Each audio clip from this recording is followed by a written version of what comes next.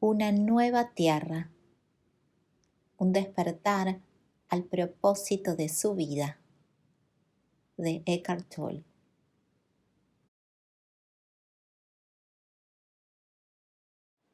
Capítulo 3. La esencia del ego.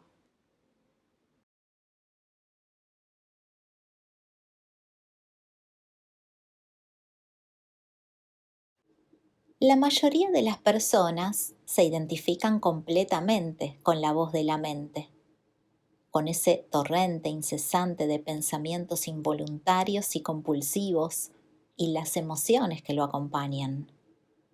Podríamos decir que están poseídas por la mente. Mientras permanezcamos completamente ajenos a esa situación, creeremos que somos el pensador. Esa es la mente egotista. La llamamos egotista porque hay una sensación de ser, de yo, ego, en cada pensamiento, en cada recuerdo, interpretación, opinión, punto de vista, reacción y emoción. Hablando en términos espirituales, ese es el estado de inconsciencia. El pensamiento, el contenido de la mente, está condicionado por el pasado, la crianza, la cultura, la historia familiar, etc. La esencia de toda la actividad mental consta de ciertos pensamientos, emociones y patrones reactivos repetitivos y persistentes, con los cuales nos identificamos más fuertemente. Esa entidad es el ego. En la mayoría de los casos, cuando decimos yo, es el ego quien habla, no nosotros, como ya hemos visto. El ego consta de pensamiento y emoción, un paquete de recuerdos que identificamos con yo y mi historia, de papeles que representamos habitualmente sin saberlo, de identificaciones colectivas, como la nacionalidad, la religión, la raza, la clase social o la filiación política.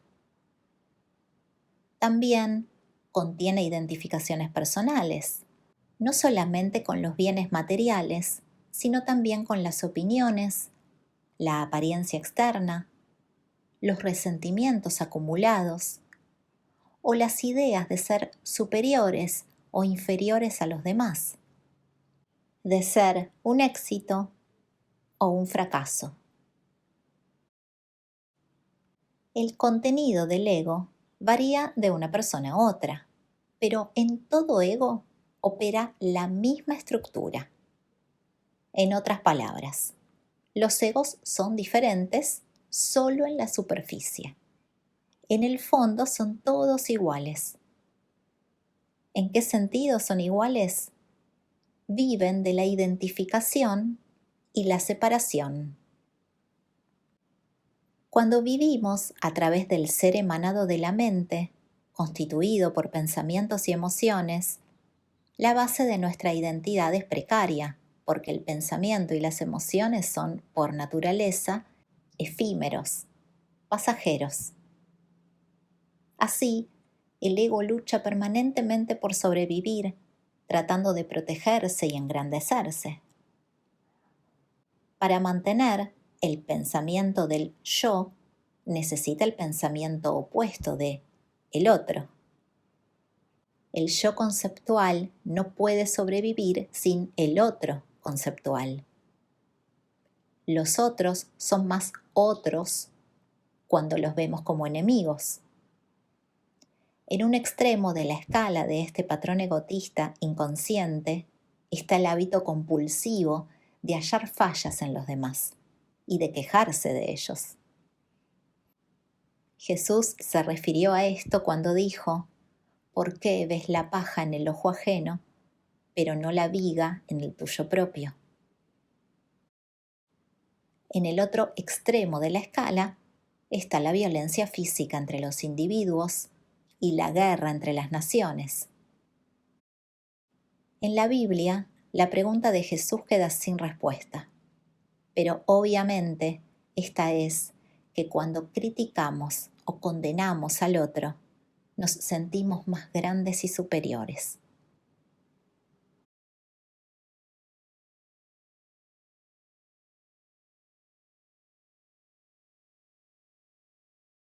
Quejas y resentimiento.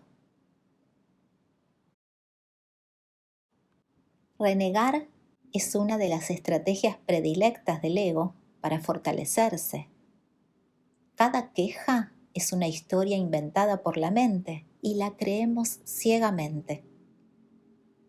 No importa si manifestamos nuestras quejas o si las pensamos en silencio. Algunos egos sobreviven fácilmente a base de lamentos únicamente, quizás porque no tienen mucho más con lo cual identificarse. Cuando somos presa de esa clase de ego, nos lamentamos habitualmente, en particular de los demás. Sin embargo, es algo que hacemos inconscientemente, lo cual significa que no sabemos lo que hacemos. Aplicar rótulos mentales negativos a los demás, ya sea en su cara o cuando se habla de ellos con otros, o sencillamente cuando se piensa en ellos, suele ser uno de los componentes de este patrón. Utilizar adjetivos ultrajantes es la forma más cruda de esos rótulos y de la necesidad del ego de tener la razón y triunfar sobre los demás. Idiota, perra, imbécil, son pronunciamientos definitivos contra los cuales no hay argumento posible. En el siguiente nivel más bajo en la escala de la inconsciencia están los gritos y las injurias. Y bastante cerca está la violencia física. El resentimiento es la emoción que acompaña a las lamentaciones y a los rótulos mentales y refuerza todavía más el ego. El resentimiento equivale a sentir amargura, indignación, agravio u ofensa. Resentimos la codicia de la gente, su deshonestidad, su falta de integridad, lo que hace, lo que hizo en el pasado, lo que dijo, lo que no hizo, lo que debió o no hacer. Al ego le encanta. En lugar de pasar por alto la inconsciencia de los demás, la incorporamos en su identidad. ¿Quién lo hace? Nuestra inconsciencia, nuestro ego. Algunas veces la falta que percibimos en otra persona ni siquiera existe.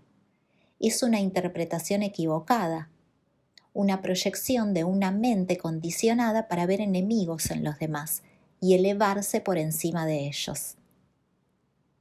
En otras ocasiones, la falta puede existir, pero la amplificamos al fijarnos en ella, a veces hasta el punto de excluir todo lo demás. Y fortalecemos en nosotros aquello contra lo cual reaccionamos en otra persona.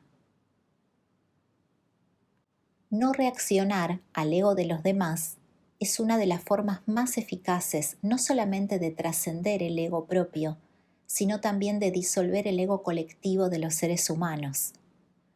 Pero solamente podemos estar en un estado donde no hay reacción si podemos reconocer que el comportamiento del otro viene del ego, que es una expresión de la disfunción colectiva de la humanidad. Cuando reconocemos que no es personal, se pierde la compulsión de reaccionar como si lo fuera. Al no reaccionar frente al ego, logramos hacer aflorar la cordura en los demás, es decir, oponer la conciencia incondicionada a la condicionada. En ocasiones quizás sea necesario tomar medidas prácticas para protegernos contra personas profundamente inconscientes. Y podemos hacerlo sin crear enemistad. Sin embargo, la mayor protección es permanecer en la conciencia. Una persona se convierte en enemiga cuando personalizamos la inconsciencia de su ego. No reaccionar no es una señal de debilidad, sino de fuerza. Otra forma de expresar la ausencia de reacción es el perdón. Perdonar es pasar por alto o no reparar. No reparamos en el ego, sino que miramos la cordura alojada en la esencia de todos los seres humanos. Al ego le encanta quejarse y resentirse, no solamente con respecto a otras personas, sino también a las situaciones. Lo mismo que se le hace a una persona se le puede hacer a una situación, convertirla en enemiga. La implicación siempre es: esto no debería estar sucediendo. No quiero estar aquí. No quiero tener que hacer esto. Es una injusticia conmigo. Por supuesto, el peor enemigo del ego es el momento presente, es decir, la vida misma. No se deben confundir las quejas con el hecho de hacer ver a una persona una deficiencia o un error a fin de que pueda corregirlo. Y abstenerse de quejarse no significa necesariamente tolerar la mala calidad o la mala conducta. No es cuestión de ego decirle a un mesero que la sopa está fría y que debe calentarse, siempre y cuando nos atengamos a los hechos, los cuales siempre son neutros. Renegar es decir: ¿cómo se atreve a traerme una sopa fría? Hay allí un yo al cual le encanta sentirse personalmente ofendido por la sopa fría y que va a sacar el mayor provecho de la situación. Un yo que disfruta cuando encuentra la falta en el otro. Las quejas a las cuales nos referimos están al servicio del ego, no del cambio. Algunas veces es obvio que el ego realmente no desee cambiar a fin de poder continuar quejándose. Trata de atrapar a la voz de tu mente en el momento mismo en que se queja de algo y reconócela por lo que es. La voz del ego, nada más que un patrón mental condicionado, un pensamiento. Cada vez que tomes nota de esa voz, también te darás cuenta de que tú no eres la voz, sino el ser que toma conciencia de ella. En efecto, tú eres la conciencia consciente de la voz. Allá en el fondo está la conciencia, mientras que la voz, el pensador, está en primer plano. Es así como tú te liberas del ego, de la mente no observada. Tan pronto como tomes conciencia del ego que mora en ti, deja de ser ego para convertirse en un viejo patrón mental condicionado. El ego implica inconsciencia. La conciencia y el ego no pueden coexistir. El viejo patrón o hábito mental puede sobrevivir y reaparecer durante un tiempo porque trae el impulso de miles de años de inconsciencia colectiva, pero cada vez que se lo reconoce, se debilita.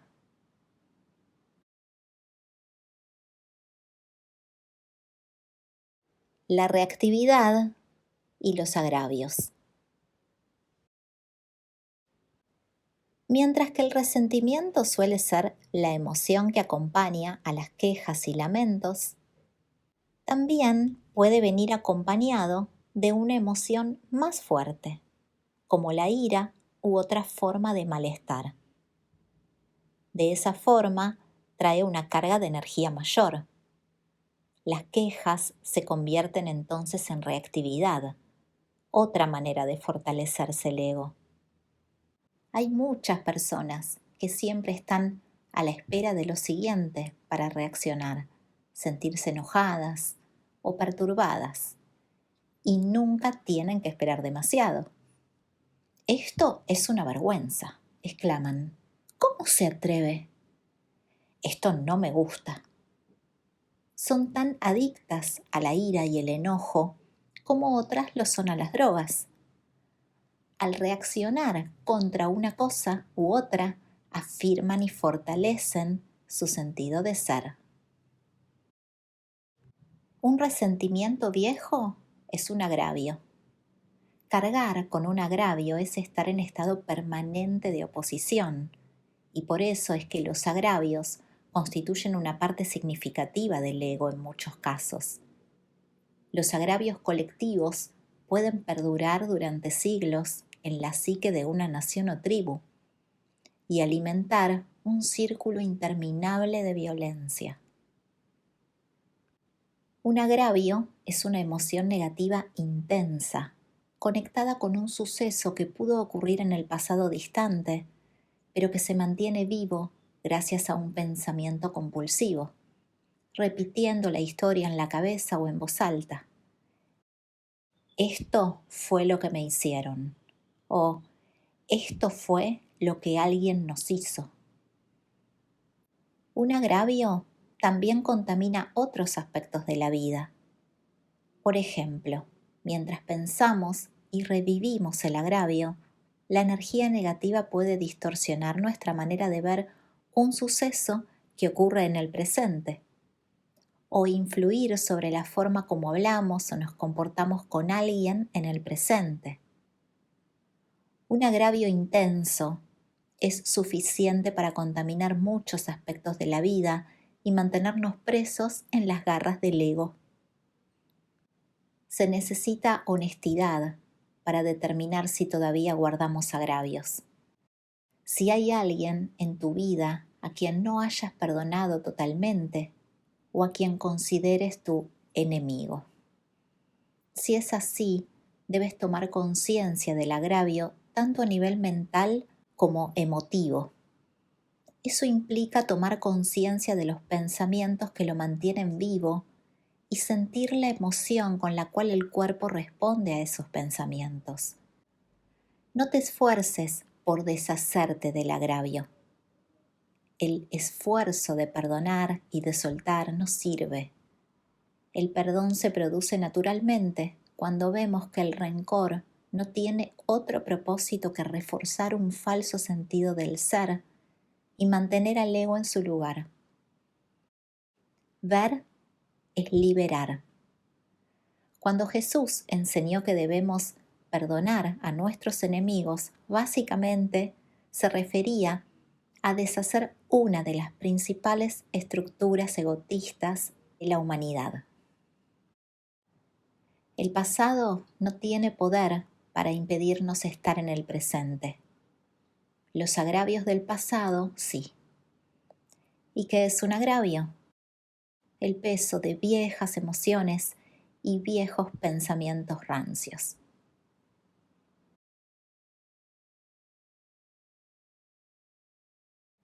Tener la razón, fabricar el error. Cuando nos quejamos, encontramos faltas en los demás y reaccionamos.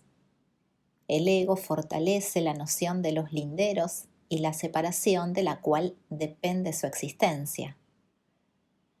Pero también se fortalece de otra manera al sentirse superior. Quizás no sea fácil reconocer que nos sentimos superiores cuando nos quejamos, por ejemplo, de una congestión de tráfico, de los políticos, de la codicia de los ricos, o de los desempleados perezosos, o de los colegas, o del ex esposo o la ex esposa. La razón es la siguiente. Cuando nos quejamos, la noción implícita es que tenemos la razón, mientras que la persona o la situación motivo de la queja o de la reacción está en el error. No hay nada que fortalezca más al ego que tener la razón. Tener la razón es identificarse con una posición mental, un punto de vista, una opinión, un juicio o una historia. Claro está que para tener la razón es necesario que alguien más esté en el error, de tal manera que al ego le encanta fabricar errores para tener razón. En otras palabras, necesitamos que otros estén equivocados a fin de sentir fortalecido nuestro ser. Las quejas y la reactividad para las cuales esto no tendría por qué estar sucediendo, pueden dar lugar al error no solamente en otras personas, sino también en las situaciones. Cuando tenemos la razón, nos ubicamos en una posición imaginada de superioridad moral con respecto a la persona o la situación a la cual juzgamos y a la cual encontramos en falta. Esa sensación de superioridad es la que el ego ansía y la que le sirve para engrandecerse.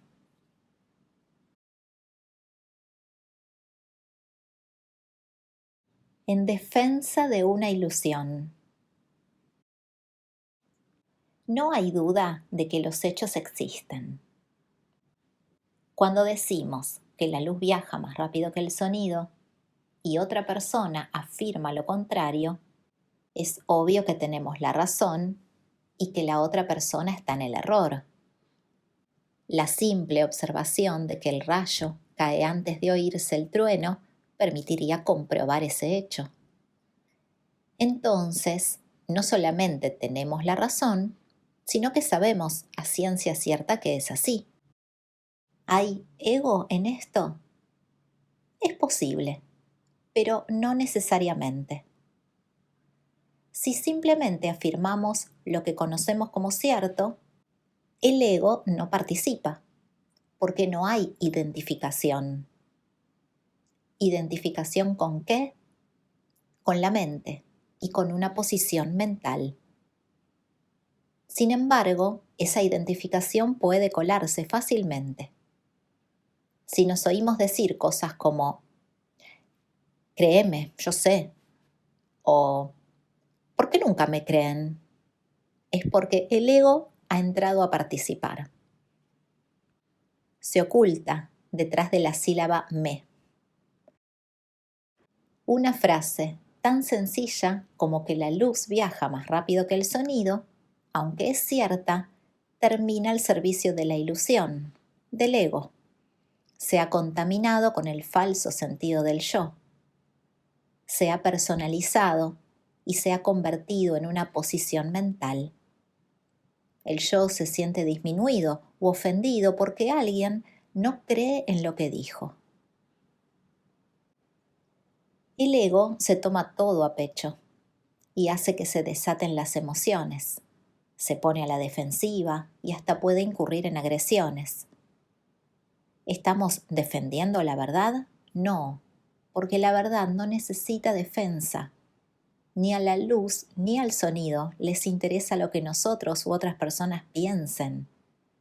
Nos defendemos a nosotros mismos, o más bien, defendemos la ilusión de lo que creemos ser, el sustituto fabricado por la mente. Sería más exacto decir que la ilusión se defiende a sí misma.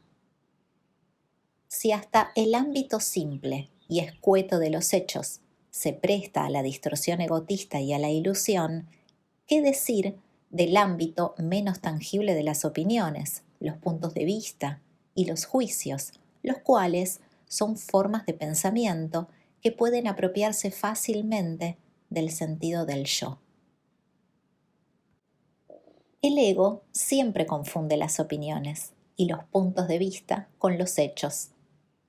Además, no comprende la diferencia entre un suceso y su reacción frente a dicho suceso. El ego es un verdadero maestro de la percepción selectiva y la interpretación distorsionada. Es solamente a través de la conciencia, no del pensamiento, que se puede diferenciar entre los hechos y las opiniones.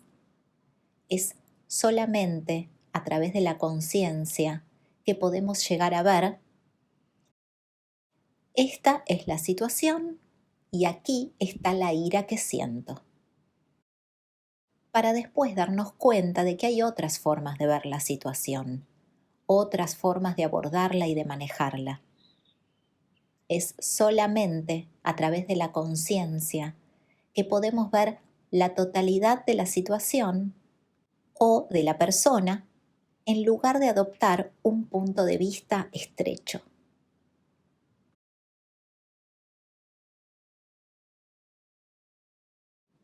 La verdad, relativa o absoluta.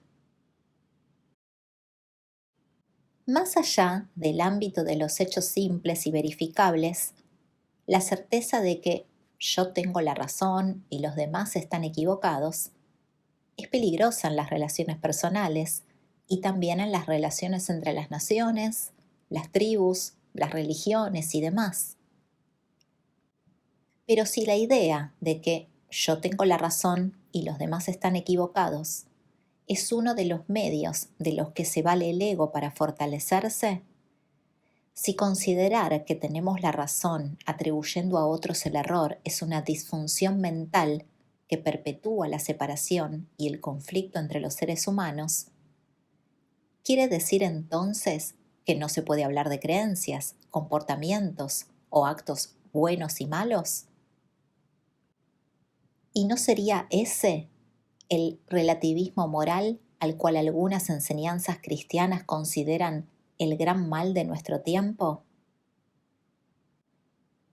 Claro está que la historia del cristianismo es un ejemplo de cómo la idea de ser los únicos poseedores de la verdad, es decir, los únicos en tener la razón, puede corromper los actos y el comportamiento hasta el punto de la locura. Durante siglos se pensó que estaba bien torturar y quemar vivas a las personas cuyas opiniones se apartaban aunque fuera ligeramente de la doctrina de la Iglesia o de las interpretaciones miopes de las Escrituras. La verdad, porque las víctimas estaban en el error. Era tan grande su error que debían perecer. La verdad adquiría preeminencia sobre la vida humana. ¿Y cuál era esa verdad? Una historia en la cual había que creer, es decir, un paquete de pensamientos. Entre el millón de personas a quienes el dictador Orate de Camboya, Pol Pot, ordenó asesinar, estaban todas aquellas que utilizaban anteojos. ¿Por qué? Porque para él la interpretación marxista de la historia era la verdad absoluta, y según su versión, los usuarios de anteojos pertenecían a la clase culta, a la burguesía, a los explotadores de los campesinos. Debían ser eliminados para dejar libre el camino hacia un nuevo orden social. Su verdad también era solamente un paquete de pensamientos. La Iglesia Católica y otras iglesias, en realidad, están en lo cierto cuando identifican el relativismo, la idea de que no hay una verdad para guiar la conducta humana, como uno de los males de nuestro tiempo. El problema es que no se puede encontrar la verdad absoluta donde no está, en las doctrinas, las ideologías, las normas o los relatos. ¿Qué tienen todos ellos en común? Están hechos de pensamientos. En el mejor de los casos, el pensamiento puede apenas señalar la verdad, pero nunca es la verdad. Es por eso que los budistas dicen que el dedo que señala a la luna no es la luna. Todas las religiones son igualmente falsas e igualmente verdaderas, dependiendo de cómo se las utilice. Se las puede utilizar al servicio del ego o al servicio de la verdad.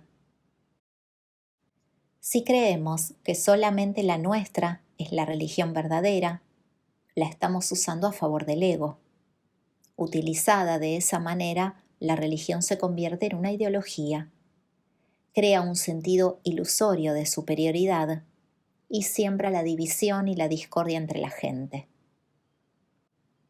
Cuando están al servicio de la verdad, las enseñanzas religiosas representan señales o mapas del camino dejadas por los seres iluminados para ayudarnos en nuestro despertar espiritual, es decir, para liberarnos de la identificación con la forma. Solamente hay una verdad absoluta, de la cual emanan todas las demás verdades. Cuando hallamos esa verdad, nuestros actos ocurren en armonía con ella. Los actos humanos pueden reflejar la verdad o la ilusión. ¿Puede la verdad ponerse en palabras? Sí, pero las palabras no son la verdad, solo apuntan a ella. La verdad es inseparable de nosotros mismos. Sí, tú eres la verdad. Si la buscamos en otra parte, solo encontrarás desilusión. Ese ser que somos cada uno de nosotros es la verdad. Jesús trató de comunicarla cuando dijo: soy el camino, la verdad y la vida. Estas palabras de Jesús apuntan poderosa y directamente a la verdad, cuando las interpretamos correctamente. Sin embargo, si las interpretamos equivocadamente, se convierten en un gran obstáculo. Jesús habla de ese yo soy más profundo, de la identidad esencial de cada hombre y de cada mujer, de todas las formas de vida en realidad. Se refiere a la vida que somos. Algunos místicos cristianos han hablado del Cristo interior. Los budistas hablan de nuestra naturaleza de Buda. Para los hindúes es Atman, el Dios que mora en nosotros. Cuando estamos en contacto con esa dimensión interior, y estar en contacto es nuestro estado natural, no un logro milagroso. Todos nuestros actos y relaciones reflejan la unicidad con toda la vida que intuimos en el fondo de nuestro ser. Ese es el amor. Las leyes, los mandamientos, las reglas y las normas son necesarias para quienes están separados de su esencia, de la verdad que mora en ellos. Sirven para prevenir los peores excesos del ego y a veces ni siquiera eso logran. San Agustín dijo: ama y haz tu voluntad. No hay palabras que se acerquen más a la verdad que esas.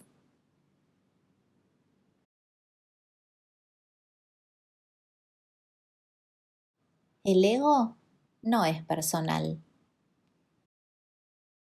A nivel colectivo, la idea de que tenemos la razón y los otros están equivocados está arraigada profundamente, en particular en aquellas zonas del mundo donde el conflicto entre las naciones, las razas, las tribus, las religiones o las ideologías viene desde tiempo atrás. Es extremo y endémico. Las dos partes del conflicto están igualmente identificadas con su propio punto de vista, su propio relato, es decir, identificadas con el pensamiento. Ambas son igualmente incapaces de ver que puede haber otro punto de vista, otra historia de igual validez. El autor israelita Halevi habla de la posibilidad de acomodar una narrativa en competencia. Pero en muchas partes del mundo la gente todavía no puede ni quiere hacerlo. Ambas partes se creen poseedoras de la verdad. Las dos se consideran víctimas y ven en la otra la encarnación del mal. Y como han conceptualizado y deshumanizado a la otra parte al considerarla enemiga, pueden matar e infligir toda clase de violencia recíproca, hasta en contra de los niños, sin sentir su humanidad y su sufrimiento. quedan atrapadas en una espiral demente de acción y reacción, castigo y retaliación. Es obvio entonces que el ego, en su aspecto colectivo del nosotros contra ellos, es todavía más demente que el yo, el ego individual, si bien el mecanismo es el mismo. La mayor parte de la violencia que los seres humanos nos hemos infligido a nosotros mismos no ha sido producto de los delincuentes ni de los locos, sino de los ciudadanos normales y respetables que están al servicio del ego colectivo. Podemos llegar incluso a decir que en este planeta, normal es sinónimo de demente. ¿Cuál es la raíz de esa locura? La identificación total con el pensamiento y la emoción, es decir, con el ego. La codicia, el egoísmo, la explotación, la crueldad y la violencia continúan reinando en este planeta. Cuando no los reconocemos como manifestaciones individuales y colectivas de una disfunción de base o de una enfermedad mental, caemos en el error de personalizarlos. Construimos una identidad conceptual para un individuo o un grupo y decimos, así es como es, así es como son. Cuando confundimos el ego que percibimos en otros con su identidad, es porque nuestro propio ego utiliza esta percepción errada para fortalecerse considerando que tiene la razón y por ende es superior, y reaccionando con indignación, condenación o hasta ira contra el supuesto enemigo. Todo esto es una fuente de satisfacción enorme para el ego. Refuerza la sensación de separación entre nosotros y los demás, cuya diferencia se amplifica hasta tal punto que ya no es posible sentir la humanidad común ni la fuente común de la que emana la vida que compartimos con todos los seres, nuestra divinidad común. Los patrones egotistas de los demás contra los cuales reaccionamos con mayor intensidad y los cuales confundimos con su identidad, tienden a ser los mismos patrones nuestros, pero que somos incapaces de detectar o de velar en nosotros. En ese sentido, es mucho lo que podemos aprender de nuestros enemigos. ¿Qué es lo que hay en ellos que más nos molesta y nos enoja? ¿Su egoísmo? ¿Su codicia? ¿Su necesidad de tener el poder y el control? ¿Su deshonestidad? ¿Su propensión a la violencia? ¿O cualquier otra cosa? Todo aquello que resentimos y rechazamos en otra persona está también en nosotros. Pero no es más que una forma de ego y como tal es completamente impersonal. No tiene nada que ver con la otra persona ni tampoco con lo que somos. Es solamente si lo confundimos con lo que somos que su observación puede amenazar nuestro sentido del ser.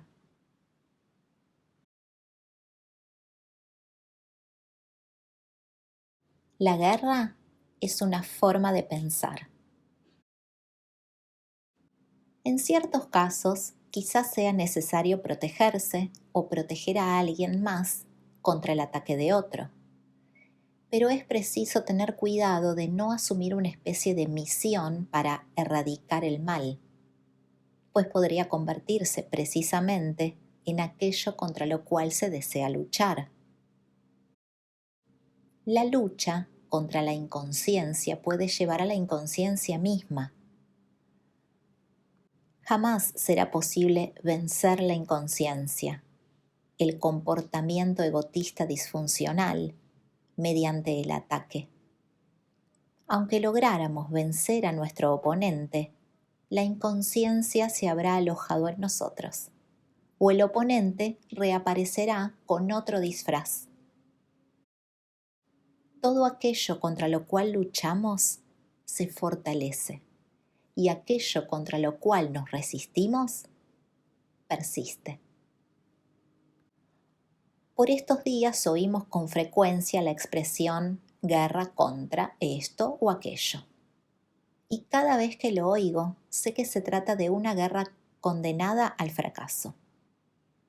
Hay una guerra contra las drogas, una guerra contra la delincuencia, una guerra contra el terrorismo, una guerra contra el cáncer, una guerra contra la pobreza, y así sucesivamente.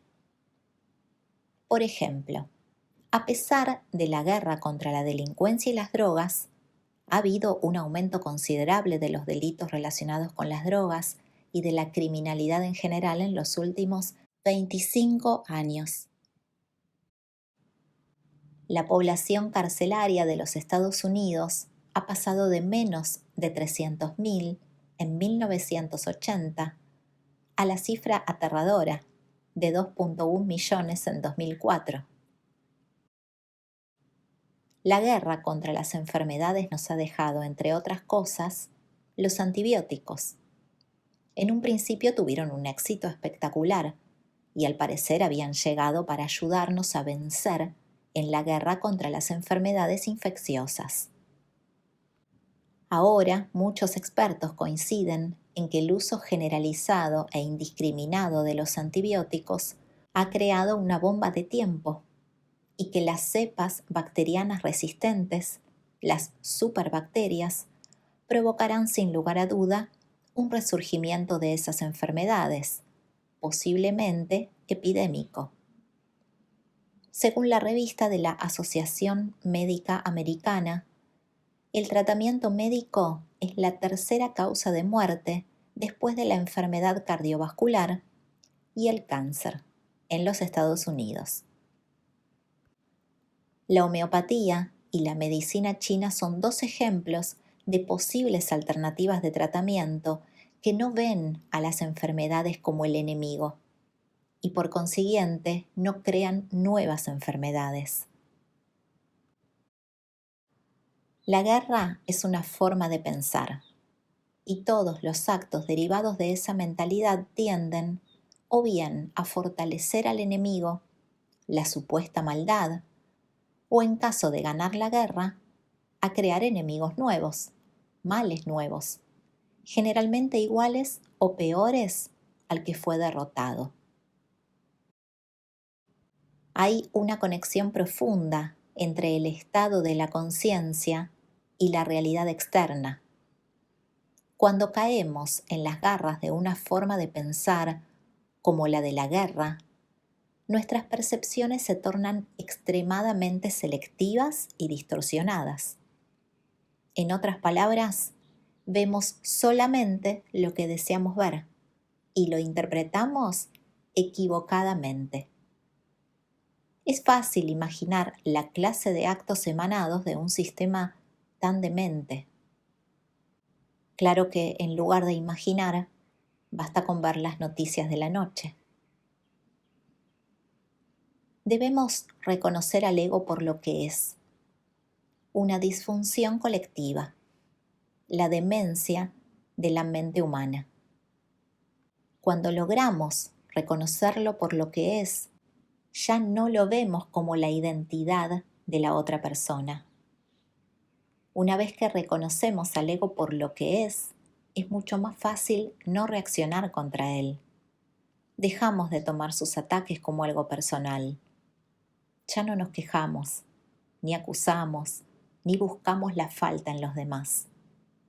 Nadie está equivocado. Es solo cuestión del ego que mora en los demás. Comenzamos a sentir compasión cuando reconocemos que todos sufrimos de la misma enfermedad de la mente, la cual es más grave en unas personas que en otras.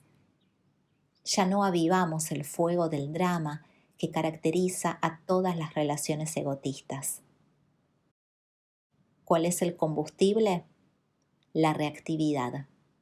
El ego se nutre de ella.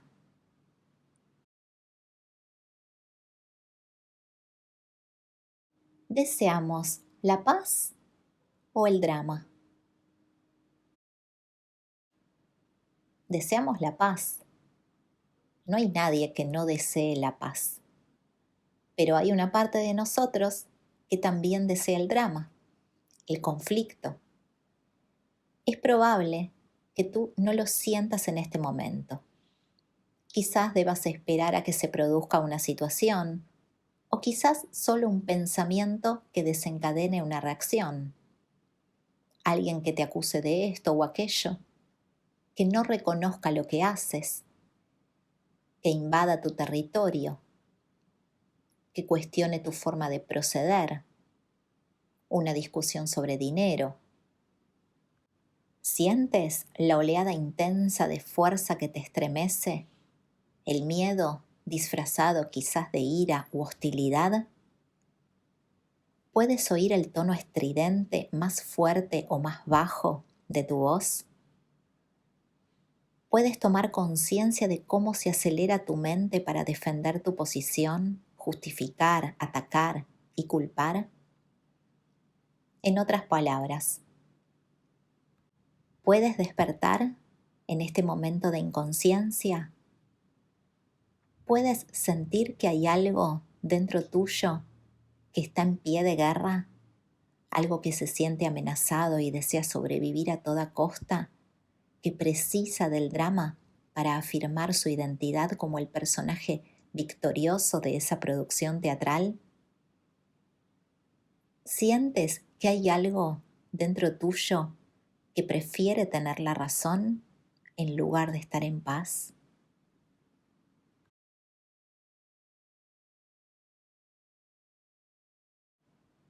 Más allá del ego, la verdadera identidad. Cuando el ego está en guerra, no es más que una ilusión que lucha por sobrevivir. La ilusión cree ser nosotros.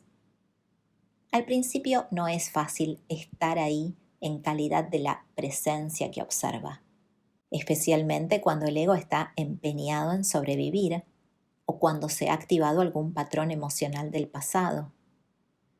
Sin embargo, una vez que hemos experimentado el poder de la presencia, este aumentará y el ego perderá su control sobre nosotros. Es así como entra en nuestra vida un poder mucho más grande que el ego, más grande que la mente. Lo único que debemos hacer para liberarnos del ego es tomar conciencia de él, puesto que la conciencia y el ego son incompatibles.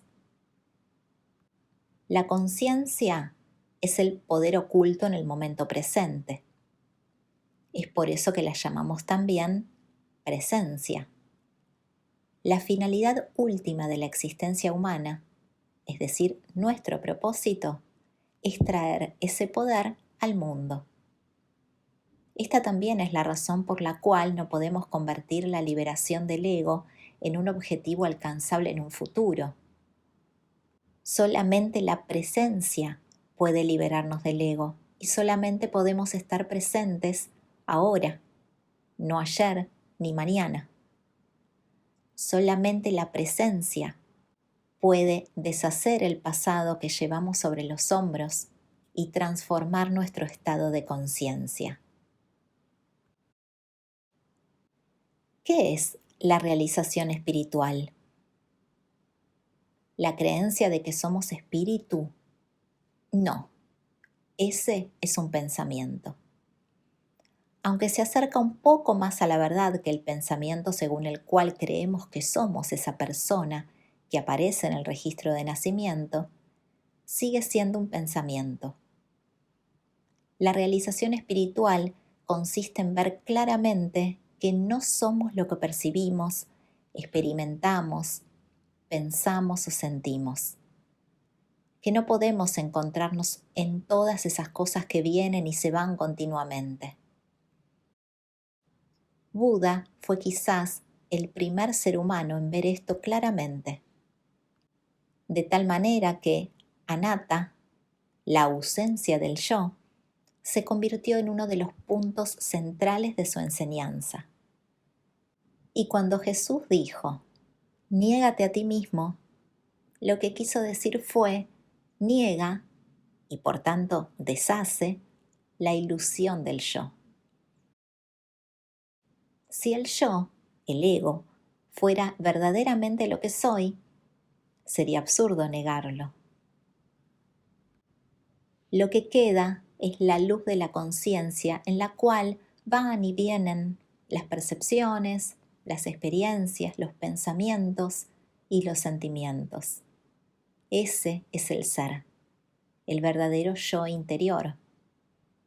Cuando me reconozco como tal, lo que sucede con mi vida deja de ser absoluto y pasa a ser relativo. Aunque le rindo tributo, pierde su seriedad absoluta, su peso. Lo único que finalmente importa es esto. ¿Puedo sentir mi ser esencial, el yo soy, como telón de fondo en todo momento de mi vida? Para ser más exactos, ¿puedo sentir el yo soy, el que soy en este momento? ¿Puedo sentir mi identidad esencial como conciencia? ¿O me dejo arrastrar por los sucesos, perdiéndome en el laberinto de la mente y el mundo?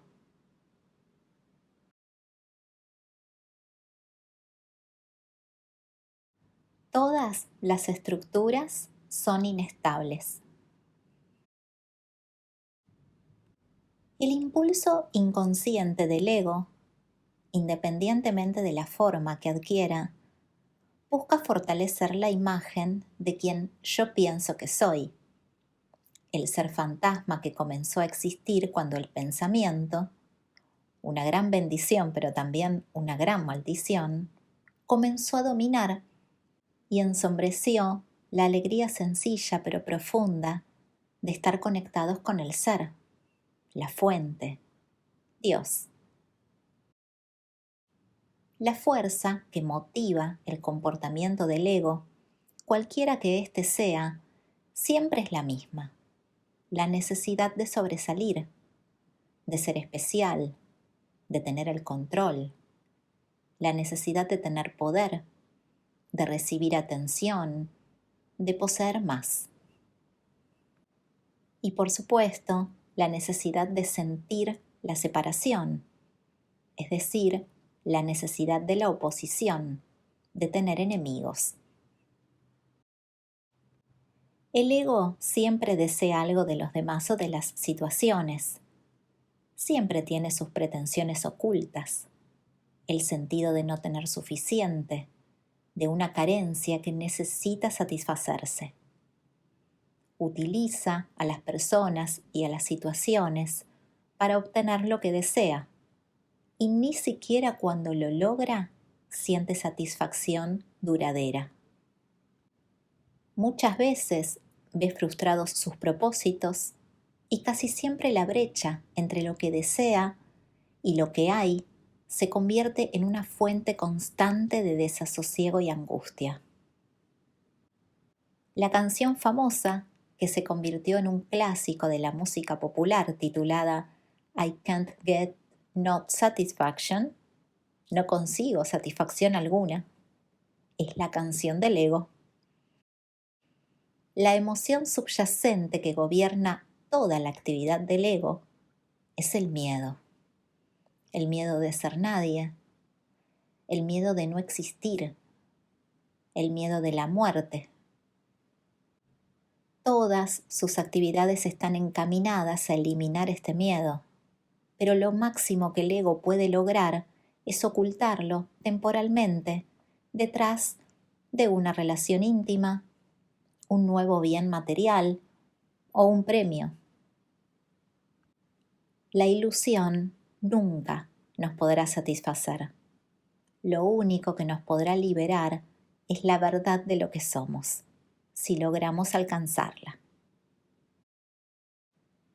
¿Por qué el miedo?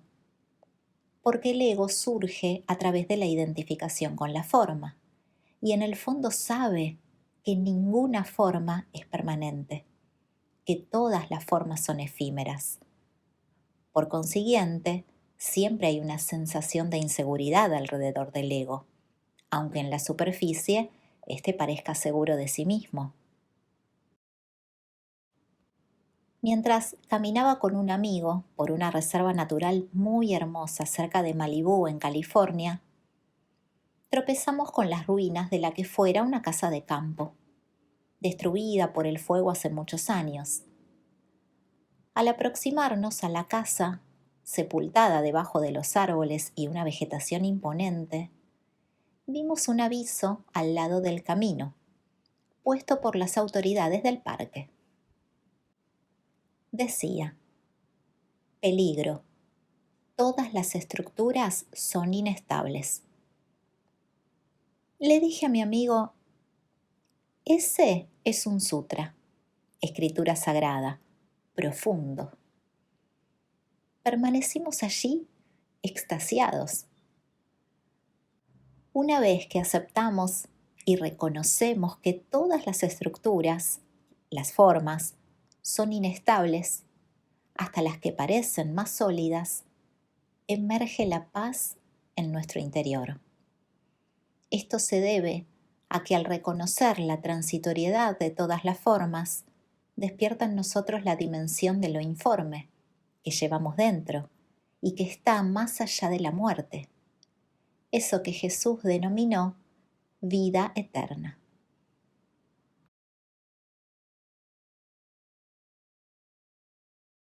El ego necesita sentirse superior. Hay muchas formas sutiles del ego que pueden pasarse por alto fácilmente, pero que podemos observar en otras personas y, más importante todavía, en nosotros mismos. Es preciso recordar aquí que tan pronto como tomamos conciencia de nuestro ego, esa conciencia es lo que somos más allá del ego, el yo profundo. Con el reconocimiento de lo falso, comienza a aflorar lo real.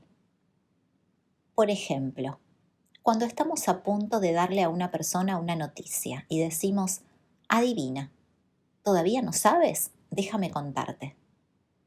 Estamos lo suficientemente alertas y presentes para detectar una sensación momentánea de satisfacción antes de impartir la noticia, aunque sea mala.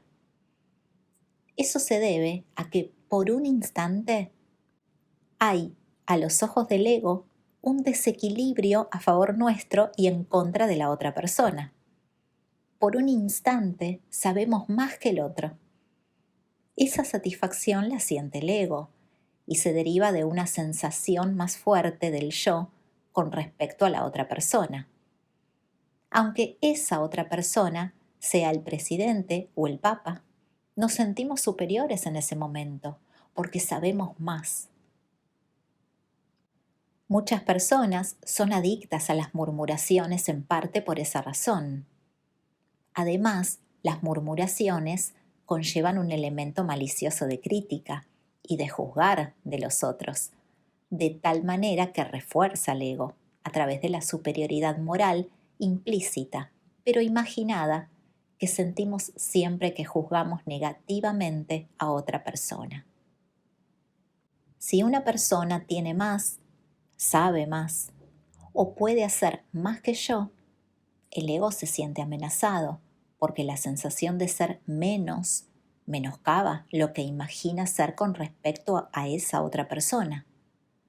Entonces podría optar por restablecerse disminuyendo, criticando o menospreciando el valor de los bienes, el conocimiento o las habilidades de la otra persona. O podría cambiar de estrategia y, en lugar de competir con la otra persona, se engrandecerá asociándose con esa persona, si es que ella es importante a los ojos de los demás.